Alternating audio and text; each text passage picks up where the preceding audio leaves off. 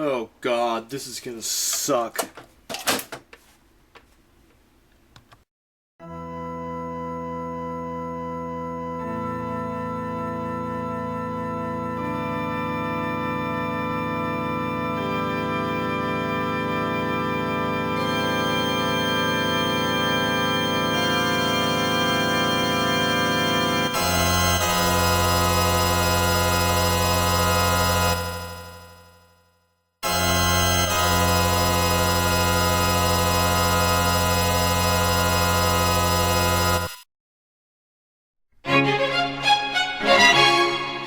Hey there, welcome to part 4 of the Philips CDI review.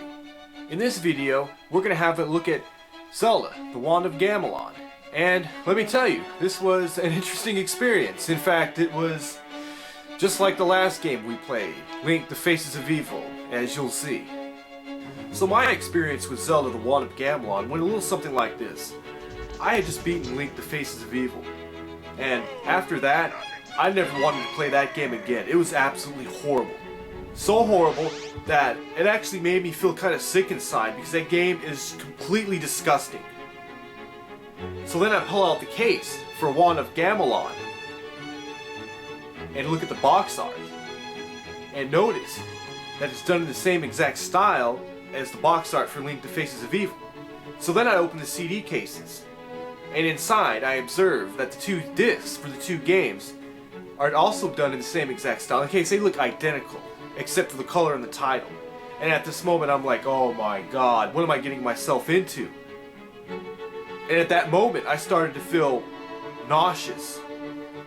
I mean, I had just beaten Link, the Faces of Evil. I was now faced with the prospect of going back to a place that I'd been to before. A place I didn't care to go back to. Now, I've beaten many horrible games in the past, not really knowing what to expect going into each. But this was different. I mean, I was about to play a game that looked exactly the same. Don't get me wrong. Like Deadly Towers, Dragon's Lair, Heroes of the Lance, and many others, the Wand of Gamelon too would be conquered.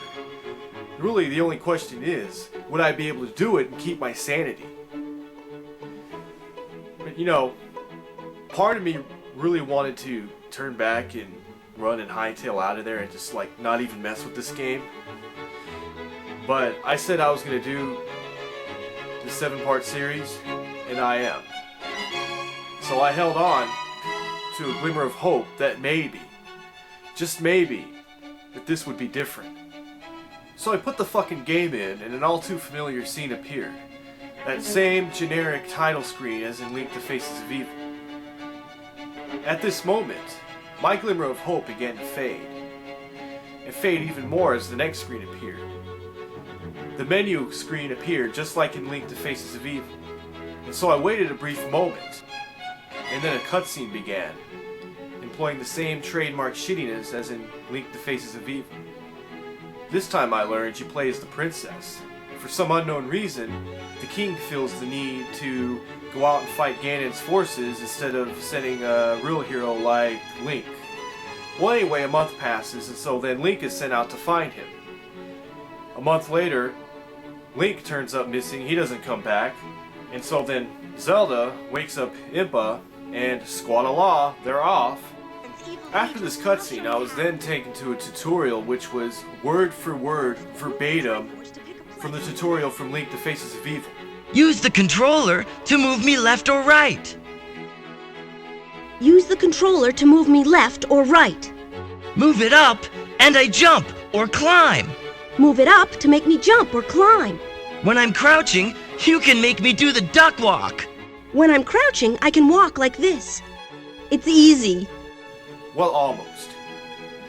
When I first saw the tutorial in Link, the Faces of Evil, I actually found it pretty damn amusing because it was so cheesy. But this tutorial was not amusing because it served as a sick, sad reminder of the game that I had just beaten.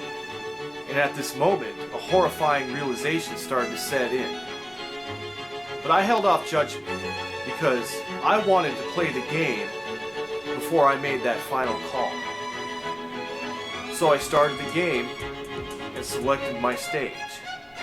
And at that moment, there was no denying it. I was playing the same fucking game.